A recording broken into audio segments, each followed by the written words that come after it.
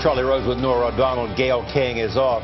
A UPS cargo plane has crashed this morning while trying to land at the Birmingham, Alabama airport. The Airbus A300 flight from Louisville went down just before 5 a.m. Central Time. Witnesses say there have been as many as 5 explosions in the hour since.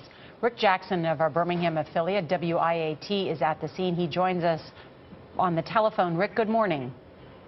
Norah, Charlie, good morning. Yes, we're about just walking distance from this large airplane. It's been split in half. A number of fire officials have been on the scene since we got that call just about 10 minutes before 5 a.m. this morning. They've set a perimeter around that area just because, like you mentioned, Norah, many explosions. I actually talked with a resident, and that's the good thing about this because a residential area is just 2 blocks away, and he said he is so blessed. He was out walking his dog this morning. He heard large explosions going off. He's so blessed that this plane crash didn't happen just maybe 2 blocks up the road from where we are. But we are not sure of any injuries at this time. We do know the scene is very active. We still are seeing planes from where we're standing.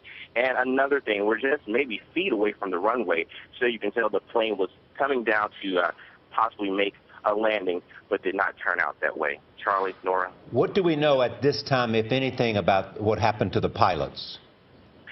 At this time, we're still waiting official word from the airport authority. The only thing they have confirmed was about 5 a.m. this morning when they told us that this was a large cargo plane.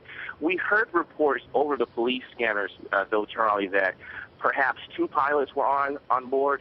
We do not know the condition of those pilots or any of the passengers, if there were other passengers on board at this time. Okay, Rick, thank you.